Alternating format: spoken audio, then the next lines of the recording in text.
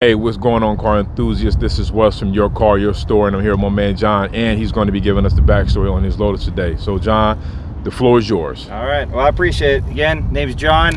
Go by long time nickname Boots. Got you'll see on the backside here, Boots Production, little Instagram page I got. So what we got here is my 2007 Lotus Elise. It's a touring edition, 440. We're made of these cars. This is serial number 287. This truly is what I would call a dream project and a dream car.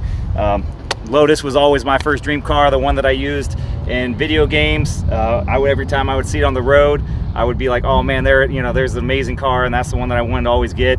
And it would always kind of elude me. So an opportunity presented itself, what I call kind of turning a dream into a goal into reality. And this was, as I was kind of sharing off camera, this was a 12-month kind of like hope-to project to kind of be able to get this car. I was able to get an 8. At the time, these cars were being for sale about 6 years ago when I was looking. You could find maybe about 12 of them in the country for sale at a time. And you're always trying to looking for the thing that you want. So with this car, as we kind of go around it, I'll kind of share some things. This was originally got the car, everything was, didn't touch anything for about 6 months, and then really kind of as we point some things out on the car, this kind of got into my head, like, hey, even if this was like 2018, 2019 when I got the car, and this is a 2007 model, if Lotus was to sell this same car today, what do I think they would kind of do? How can I still stay respectful to the car community for Lotus, but also kind of give it that extra flair? So one of the things that we kind of did here was I'm working on doing LEDs. So this is still kind of a non-finished product. Okay. So we've got LEDs that are going into the headlights. I do have coming up soon halos that are going to be installed around here. So she's very much an unfinished product, but we do have on the front end here, this is the full carbon fiber cup series for Lotus, and you'll see some vinyl wrap. Both the vinyl wrap that's on the car and the cup series front end was done by European Coach Incorporated over in Miramar. They did fantastic work, and that took me about a 3-week process just even to find somebody, hopefully here in SoCal, who could do the work that I needed on the car. And these people knew everything about Lotus, let alone all the other kind of car products that they kind of work with. So we've got the kind of race series tow hook on the front end of the car. With that, what you see there, that tow hook, there's a 4-inch bar of steel. That's the only, in a sense, full steel that's on this car. The Lotus Elise was an aluminum tub body. So again, as we kind of point out the interior and you see aluminum that's in that car, that is actually the body of the car. That is the floor of the car. She is a full track edition, track series. So the whole bottom of the car is flat. And we'll point out a couple of things along the way.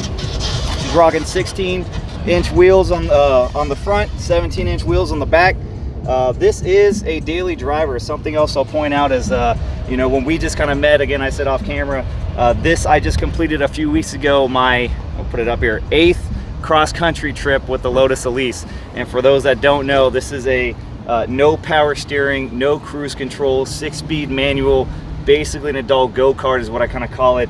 And I've completed my full coast-to-coast 2,500 mile kind of go around the country. So she's a full black exterior, besides the carbon fiber work we got here. Open up the side here in a second whenever you get a moment. Got it. So we'll move to kind of the interior. So this is kind of the working project that's going on this year, is as basically plastic is kind of coming off or that kind of stuff. She's used every day, but if I'm going to change something, let's make it better. And that's kind of how this product has kind of always been growing for me. So eventually she'll be a full carbon fiber interior. We've got the Momo Italy racing steering wheel in the center. My latest addition right before I did this cross-country drive was I added the racing digital gauge cluster just to keep up with the acceleration of the car. The OEM one was starting to glitch on me on my last cross-country drive. Okay. So we've got the XPEL 45% tint. Gotta love it being in Florida. So we've got XPEL window tint that's on this car. So now, I'm gonna stop you real fast. Sure, go ahead. What is XPEL tint? I mean, I just thought tint was tint. I know some are dark and the other some are lighter, but that's a great question to ask. So XPEL, so I did kind of 2 things with the car. I wanted to put a window tint on the car. if you've ever seen a review with a Lotus, a couple things they'll say, and we'll get into some of that stuff too, is they're not known for their air conditioning, right? It's a track car. That's what people say, oh, it's fine, I want a track car. It's not known for its air conditioning. It's not known for its, its stereo system, that kind of stuff. But again, with that kind of project, like, hey, I'm going to drive this thing as often as I can. So can we make it better? So with XPEL is the only product line that is on the market that does 99% UVA and UVB basically protection without distorting GPS.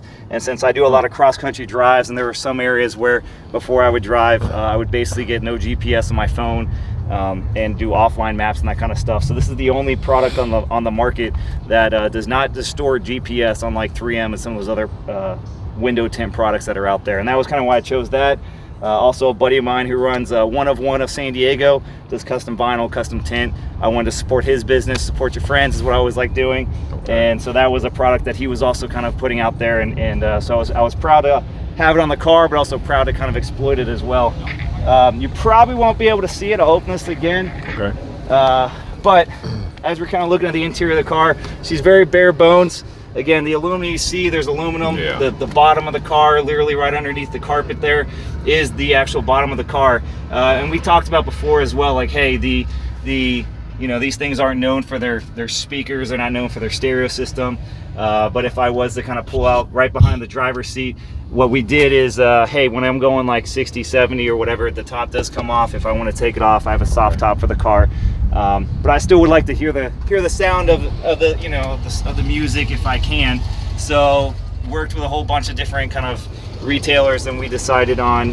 So I've got a 9-inch motorcycle kicker subwoofer in the back, and that provides just enough kind of extra sound boost and enhancement, so you can kind of hear this thing with the top off. So this is the hard top that's for the car. I do have the soft top. I was pretty blessed, I will say, that when it comes to the this literally particular model, when it came to purchasing the car, this was the show car of Lotus of Tampa before they shut down. And the owner of Lotus of Tampa gave this car to his lead technician, and that technician, what he didn't know at the time, already had a Lotus. So this car was taken care of literally by the best technician that Lotus of Tampa had to offer. And but he put about 30,000 miles on the car. I picked it up a little bit after that. But it was the best thing I could ask for, is basically a second car owner that this thing was cared for. Wow. As we're moving to the back of the car, she is a mid-engine. So at the front of the car, the only thing that's at the front of the car is the radiator. So when you're sitting in the car, your feet are basically, as far forward as you can. So would that be a bad thing if there's a radiator leak? Yeah, it definitely would. It definitely, and that's a fair point to even just mention the radiator, because that was actually what took me about 8 months, like I said, almost a year, to kind of find the Lotus that I wanted to buy. And part of that being, like, for a car being as old as it was at that time, about 13 years old, still great car. Some cars have recalls. So there was only one recall in this entire car, and it was the radiator. They needed to kind of do aluminum fittings on the radiator. And the unfortunate part is, I went through car model after car model, dealership after dealership throughout the country, and unfortunately so many of them couldn't even tell me if it had the recall fixed. And that's it's unfortunate. I hope they kind of fix that for their people that they're trying to sell these cars to. But the place I picked this up from in Sarasota, the first thing they mentioned was, hey, aluminum fitted radiator. I'm like, come on, sweet, awesome. We can move past the first question I had and kind of keep moving. So what we did is is a standard 2ZZ engine. This is the stock engine that's on the car. So 2ZZ engine, basically it's the same engine that's in a Toyota Celica.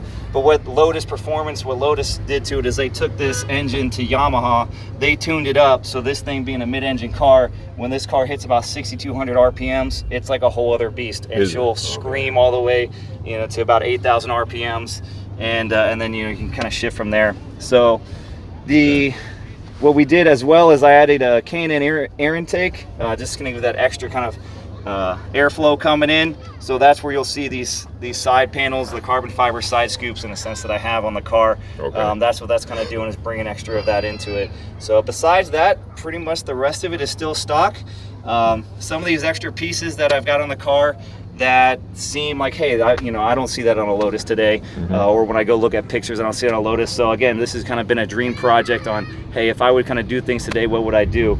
So besides that work that European Coach Incorporated did, The best person that I found is Greg Race Parts. And Greg Race Parts, he specializes in Lotus, basically aftermarket products, but I will tell you, like, his aftermarket products are better than the original type of stuff. So is he out here in California or San Diego? Or is he I believe else? his headquarters is in Los Angeles. Okay. I know that a lot of his stuff is on special order, just because it's sought after, so it takes kind of weeks to kind of get it. So, you know, it's a patient thing, especially when you're a car, you know, basically building project. Okay. So it takes some time to kind of wait on some of these products. Same thing with like the carbon fiber. I was on a wait list for that. Wow. But it's worth the wait. And I'll point out a couple things as well. So I don't know if I have it in the trunk, but there's this is the hood, like we said. This is the hood and the trunk, as you kind of see here at the same time.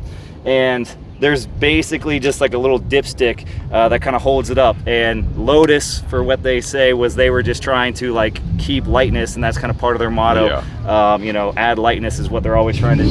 So it's safe to say that you travel light when you, when you travel this. I do, and like I said, with these cross-country travels, you know, there's more than you can think that can actually fit in this trunk, but it's all I have is trunk and passenger seat, and I basically would just kind of put things in a few different bags and kind of travel that way. I get asked sometimes, like, hey, does it get real hot in the trunk? There are actually some pretty good heat shielding that's in this thing. I haven't had too much of an issue. Okay. The battery is in the back, so I've upgraded to a red Optimum battery, just again because I'm doing a lot of work, and I've added that subwoofer. I do have LEDs in the car. The whole back end of the car, because the front end of the car is carbon fiber, this whole back part of the car, which we call the rear clam, all of this is fiberglass. So again, she's a fiberglass body around an aluminum hull structure. But this is kind of goes into, again, so GRP, just to give a shout out to my man at Greg Race Parts, is, so this was just a little fabrication that we kind of did, so we can kind of give, go for it. So this is just something we kind of wanted to do, like, hey, can we kind of give this thing a little bit more than just that kind of like little dipstick kind of feel. So she holds up here, got a nice hydraulic kind of piece on that. The next piece over here that we kind of got is these are upgraded LEDs. And I was going to ask you about those. I'm like, those look real unique right there. So the irony in the story for me is I wanted a minimum of a 2007 Lotus Elise because they had LEDs, taillights and headlights. And so with that, it's kind of ironic that the one that I was waiting for to get, I still ended up kind of upgrading in a sense.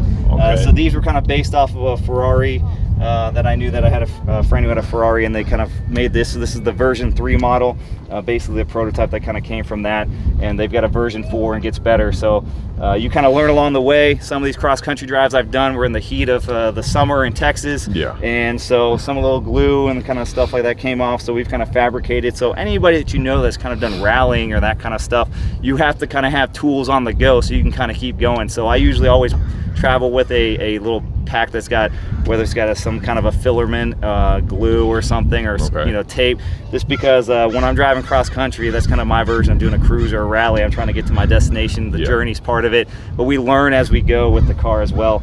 But she does, she's full USA compliant, so it's got the reflectors in there. And the one thing that I did, you know, want to have was, that kind of shocked me with a Lotus, is you've got these 4 beautiful taillights, even if you have the original taillights, but when you brake, only the 2 middle ones were brake lights. And I thought that was just kind of like, man, you've got this showstopper of a taillight kind of setup. I want them all to go right in your face. So he was able to kind of put splitters on these, so now when I brake, you know, you get all 4 lights kind of coming at you. So she's still, like I said, an unfinished product, still going. I actually have carbon fiber coming in for these rear fins, so I've got one of them that's gone as a mold, so that's the standard right there. The other one you'll see is missing. That's okay. Like I said, she's a working product, and that's only because the mold for the carbon fiber is being made at this time. Hopefully I can get those soon. As we move to the rear end here underneath, this is my rear diffuser. So this is a custom diffuser that is by Difflow. So we worked with Difflow. What I kind of got to me was, you've got this track car, you've got this full track body car, flat bottom car. The original Lotus came with a stage 2 racing exhaust, and that's phenomenal. I thought that was great. But what I thought was kind of weird, at least to me, and I may not know everything, was I didn't like the fact that the exhaust went through the diffuser. I thought that kind of defeated some of the purpose. Now again, I'm not Lotus engineering, but I kind of wanted to have my own take on it as well. So working with Difflow, we were able to get this full custom Difflow diffuser, and it's done phenomenal work. This is kind of how we do work on the car. We just take that bottom panel off and we kind of do work as it kind of comes around. So now I don't have that center fit exhaust. We kind of upgraded the exhaust a little bit, kind of wanted like a deeper, throatier kind of sound. You know, And so when I'm going down the road, some people kind of like, oh man, that sounds very different. So what we have here is I've upgraded it to a Larini exhaust. Now it's not the most baddest exhaust that you can kind of get out there, but it kind of gave that deeper kind of throatier sound that I was kind of looking for. One more kind of shout out to the people at European Coach Incorporated. That when I got my car back, they kind of wanted to do one extra thing as a flair to me, because they know that I love Lotus. I'm a huge Lotus fan. I love driving the car. You know, if you're gonna have your dream car, I hope that every day that you can kind of get in your car, that it's not just you get that car day one, that big smiles on your face, you see I got a smile on my face, but every day I get in this car, it's a joy to drive. And so this guy knew that I kind of felt that way. So to tie in one other piece, the Lotus Elise, this is the Series 2 model. This was only sold in the US from 2005 to 2011. We talked about earlier that the only steel that was on the car was that front little 4-inch bar for the tow hook. So Lotus did not want to be omitted from that compliance when the US regulations changed, so they stopped selling in the US in 2011. But Lotus went on to continue to make the Lotus Elise and the Lotus Exige into a Series 3. Their Series 3 had a different back end color than the rest of the body color. And so the great people over at, like I said, at the people that did work for the vinyl and for the front end of the car kind of threw me a little showstopper right here, and it couldn't have turned out any better. I thought it was terrific, and I'm happy to kind of sport that everywhere I go. And I was actually wanted to ask you about that color, because I noticed that it stands out. It's not like your regular orange. I don't know, is there some tangerine or something going on with I'm gonna have to find out the exact color from. I mean, if I had to call it, I mean, I'd almost just make up a color. Showstopper red is what I'm gonna call it at this moment. But that was the great people, like I said, at European Coach Incorporated over in Miramar. This was kind of what their envision was for it, for something to kind of contrast really well. And also bring out the taillights, but also contrast with the black paint color that I have on here. So I do wish I had that exact color, because I agree with you 100%. Like, that is a nice color. I appreciate it. It's been a joy to kind of see it, and it helps me kind of get from the parking lot. And man, and I'm even noticing at this angle, man, that black is like really shining right now. Like I see no streaks or nothing from this angle right here. I appreciate it. Like, it's really popping out, standing out. You know, she's not absolutely perfect, and like I said, she's driven every day. But with that, you know, everything that as this car looks to you right now on camera, looks to you in person. I just wanted to show, you know, kind of show off these are all the products that I've used here on the car today. So we've got, you know, everything from the waterless car wash, but I'm a great supporter and friends of the people over at Chemical Guys, and to support our local shop that we have here in San Diego, which is the Detail Garage in San Diego over in Chula Vista. So I just kind of put that here in the trunk. So these are all the products that were used on this car today to kind of make it look what it does. And like I said, you don't have to break the bank to kind of have the kind of show quality finish you want to have on the car. So I appreciate you kind of mentioning that. And so like I said, this is how she kind of sits up here. One of the things that I kind of did, I'll go close this right now so you can see how the profile looks of the car itself. So different. This is the Elise, not the Exige. The Exige has a roof scoop that comes overhead into an intercooler and kind of domes down. So this ended up being because I was going to drive this car as much as I could. When I spoke with one of the dealerships, they literally asked me that exact same question. Hey, are you going to drive this car on the weekend? Or are you really going to drive this car? Because I was looking at an Exige, and they said, I was really going to drive this car. And they said, hey, if it doesn't matter that much to you, take a look at it in a lease. And so I was like, okay. So I took a look at it, and the real question that they were trying to get at was, with me answering that question, was just the rear view mirror actually works on this car. If you see anybody that has an Exige, or hear anybody from a car store that has a Lotus Exige, like I said, it's full chicken wire basically, an intercooler in your rear view mirror, and you don't really have much to go with. But and this was again bought before kind of dealing with rear view cameras and that kind of stuff. But the rear view mirror, I use it every time when I'm backing up, when I'm driving, when I'm checking things. So for a safety point, especially when I was going to cross country the car or something I was kind of looking at. So the kind of gills that we have here, kind of updated these. So some of the stuff, like I said, will look different if you've got your viewers that are going to look at pictures of a Lotus Elise or Elise of 2007 and kind of see the same stuff. So normally she just had like a couple little black streaks that were coming down here, but I really wanted to kind of expose that because again, I will drive this thing for hours and hours on end, and this car was designed to also race in Le Mans. So we kind of, as we walk around the car, I'm about 6'1", just under it. The car is under 40 inches tall. It is legal to race in Le Mans. So with that, I wanted to have one extra area for that heat to kind of escape. Okay. Le Mans, man. Where is Le Mans? Le Mans is the big 24-hour race that they do in France. So that's the one where, if you ever heard of the GT40, or if you got viewers that have seen the movie Ford versus Ferrari, that's that one, that big race at the end of that movie. That's the one they're kind of going for. But the whole GT40, part of that regulation was Ford's car needed to be under 40 inches to be legal to race in that avenue. So this car stands at literally 39.5 inches tall. So she's legal to kind of race in Le Mans if I ever wanted to kind of get her out there. But European car, so you got the kind of standard European car, the gas pumps on the right hand side, as well as a lot of European cars. If you kind of get to see them, maybe when you see the Porsches, I think they have them as well. But you know, got the side blinkers as well. I'll go ahead and pop this open just so you can kind of get a view of the interior. Again, always a work in progress. She ain't perfect, but I do love her. We've got carbon fiber on the door sills. Door sills are about 5 inches wide. But with that, the rest of the plastic, you know, we're going to replace the carbon fiber as we go. So, you know, maybe if you catch me at the end of the year, maybe we can do a little update video or something. Touring edition, as I kind of mentioned before, doesn't mean too much more to this company. Really, then it is a special edition. They didn't make too many of them, like I mentioned. But it kind of gave you, when you have a car that's very basic as this, again, no power steering, no cruise control, you know, 6-speed manual, that kind of gave you the full leather package, and no joke, power windows. It was not standard to have a car like this with power windows, because this company was all about lightness. So they were serious on the lightness. 100%. So to the point that even before I started doing carbon fiber work on the car, and again, the whole front end of the car now is carbon fiber, the car was less than 2,000 pounds. So I think about like 1,900, maybe like 60 pounds, you know, before you kind of add my body weight into it. So she's getting lighter, but really my point with the carbon fiber was just, it's plastic in the car. You know, I think this is a phenomenal ride, and to just kind of have stronger material, something that'll stand the test of time, but also kind of, I think, fit the quality of the class of the vehicle that I see it is. I wanted to kind of upgrade things to carbon fiber. You know, besides that, if anything kind of catches your eye, if you get any other questions. Yeah, I know you were saying that you had bigger tires in the back. Yep, so these are 17s. 17s in the back.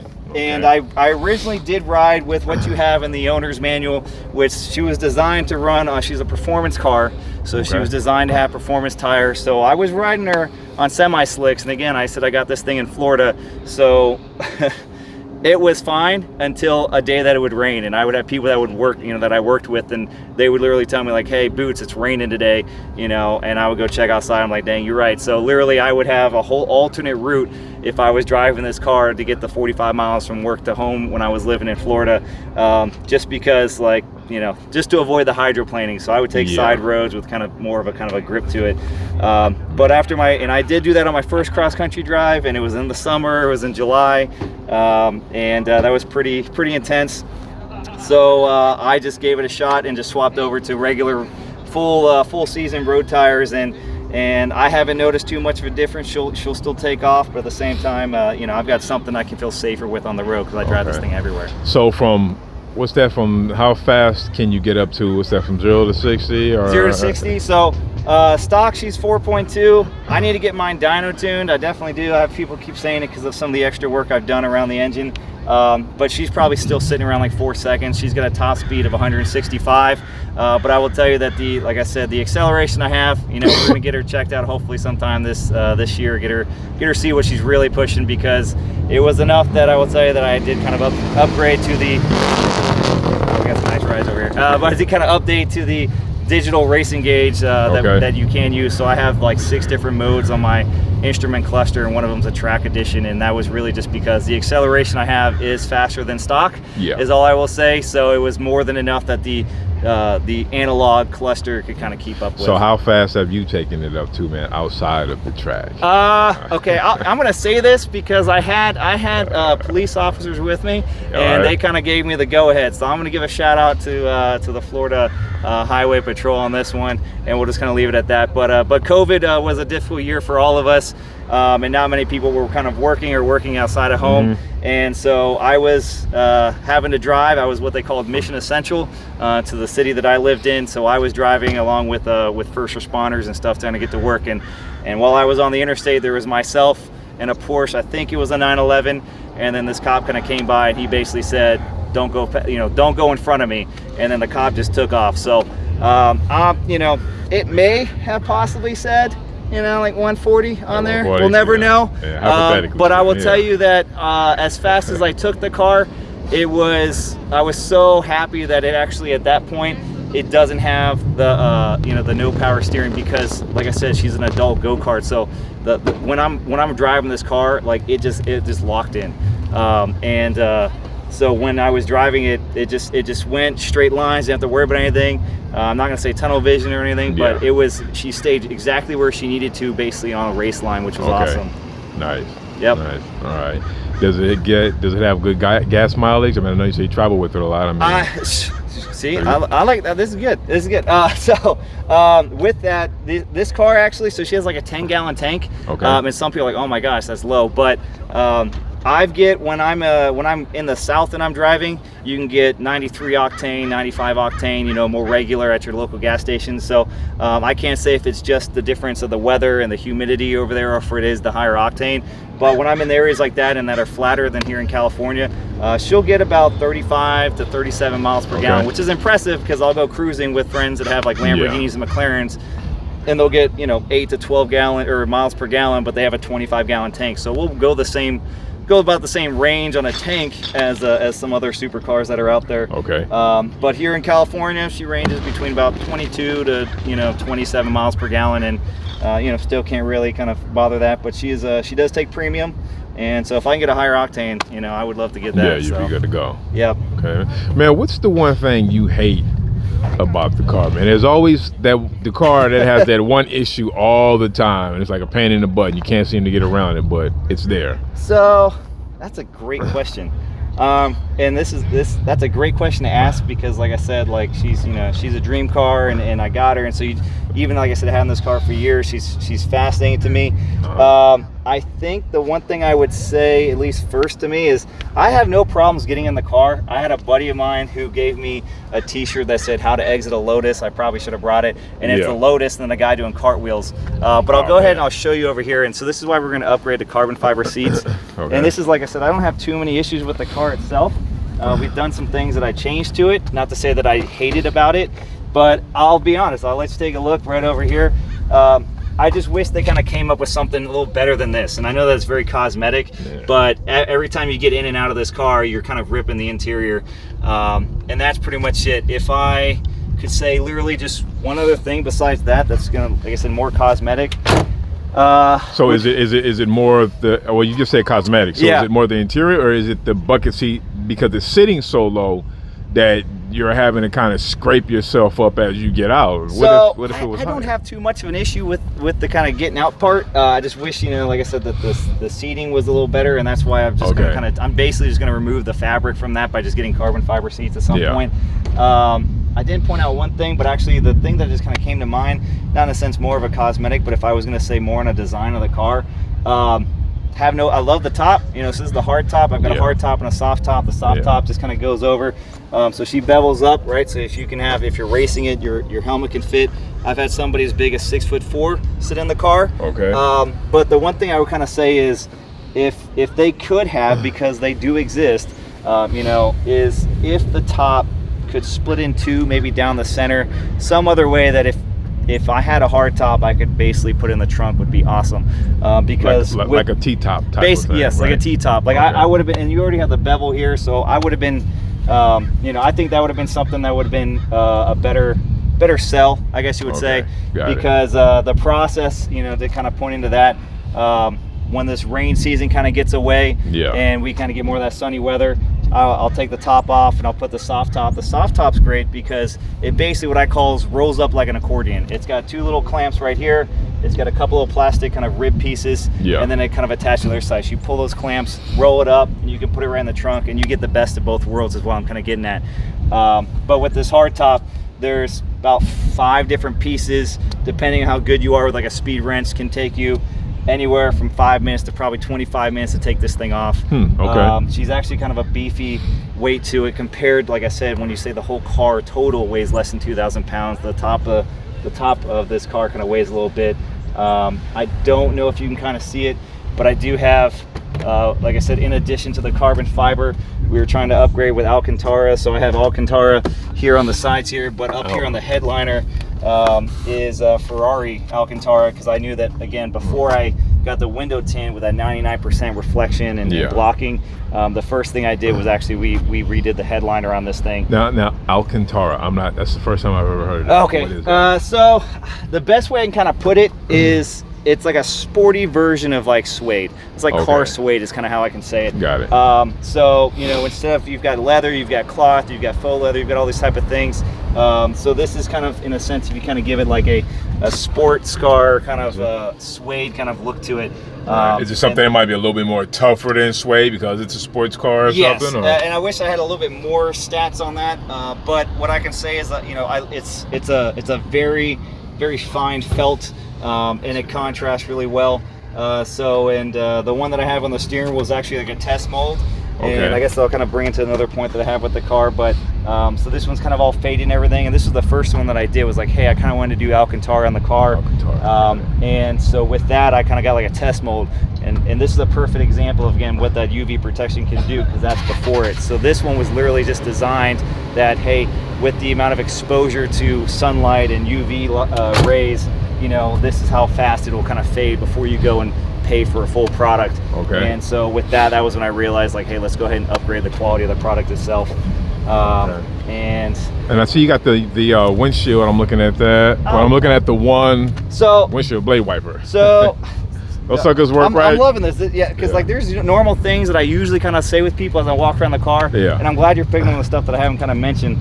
So this is standard. She comes with the one wiper blade, and it kind of like goes over to the side. So what I did is I was like, okay, cool. So, you know, this, like I said, is my dream car, but at the same time, you know, it's kind of hard. It's hard to beat a Koenigsegg, you know, fastest car that's on the market out there. You know, when I was looking at this car, you had the Koenigsegg Agera R with a 270-mile-an-hour car, but it's very streamlined, right? Like, you know, full that. So their GT cars had the wiper blade down the middle.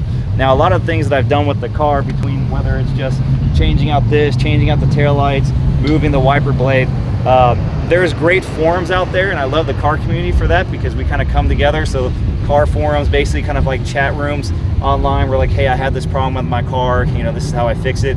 But there was no directions, you know, really, when I was trying to do stuff to the car on how to kind of change things. So so we basically took apart these two fins and started playing around, and that's when I just re-changed the position, because normally she'll set right here. If you look at any other picture, she'll set right there. And so again, I was like, you get people say all the time, it's got one wiper blade, that's wild, that's crazy, that's funny, that's fun. And so I was like, you know what, let's go all the way with it and just streamline it straight down the car. So and then so besides that, like I said, the radiators in the front, they have it horizontal to kind of help with that airflow.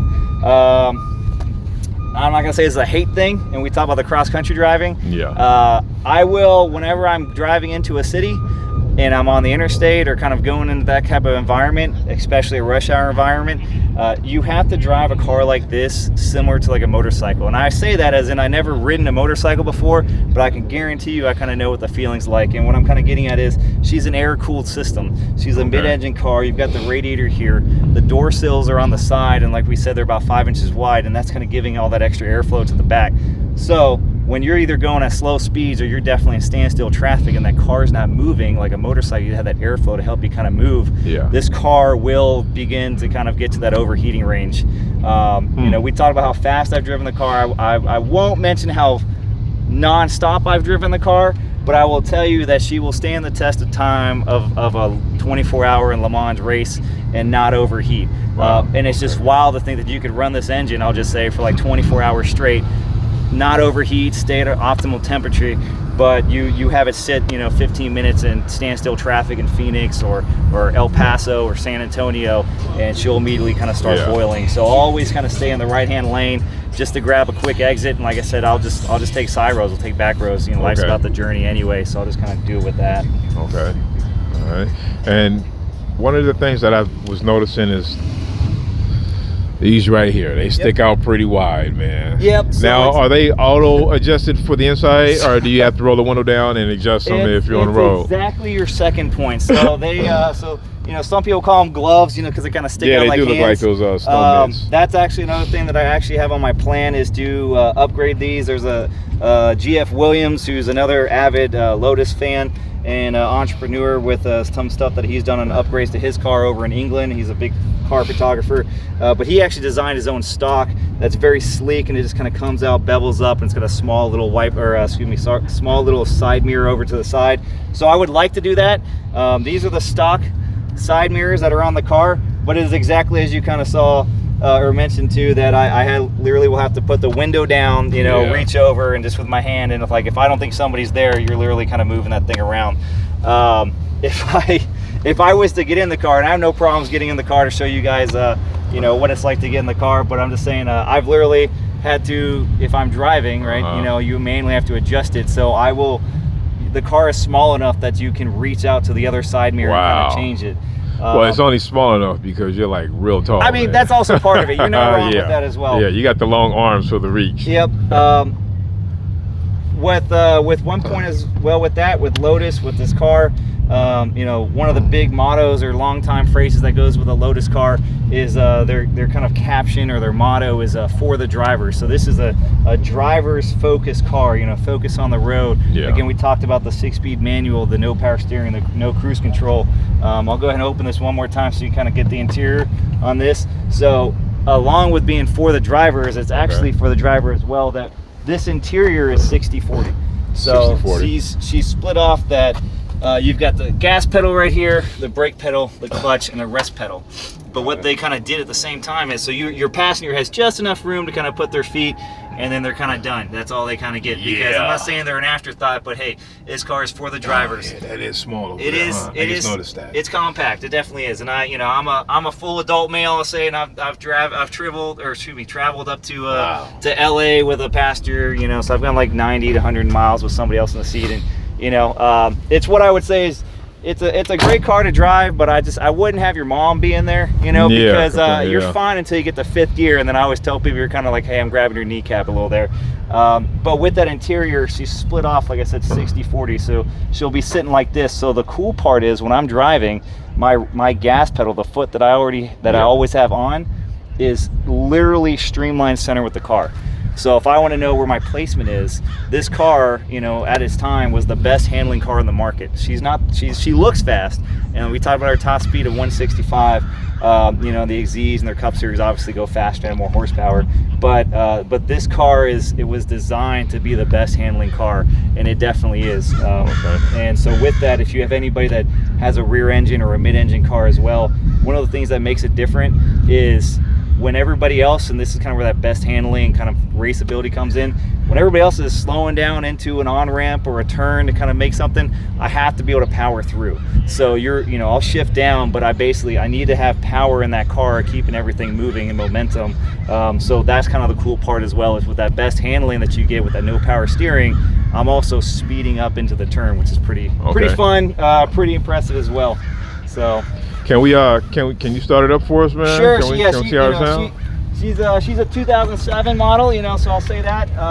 So she might not get too crazy, but with that as well, you know, you'll hopefully be able to hear that Larini exhaust. But here we go, we're getting in the car. Getting in, and there it is.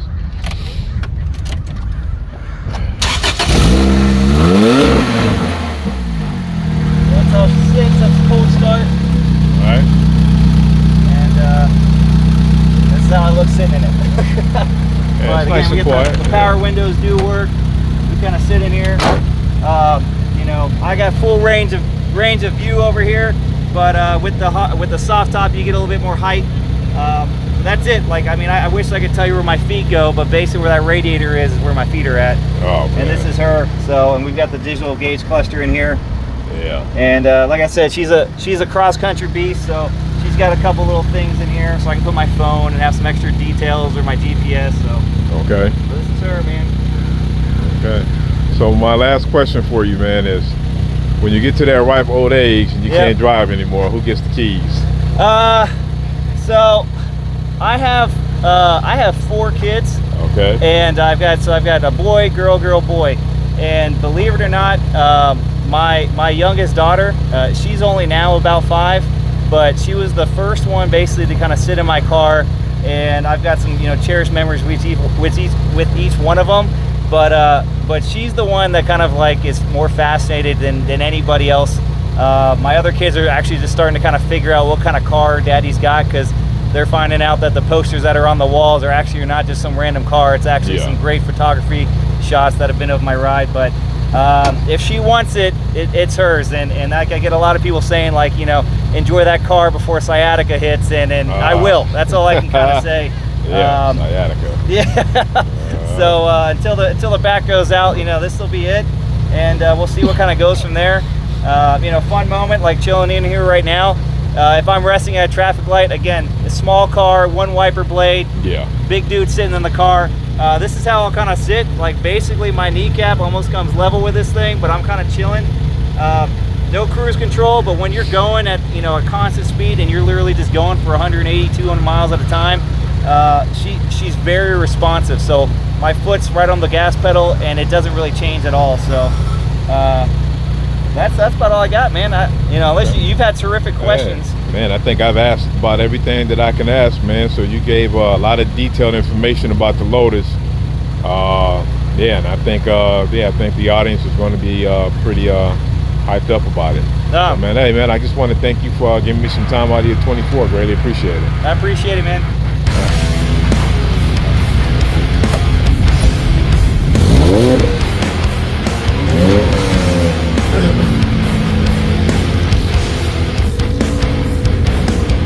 Yeah.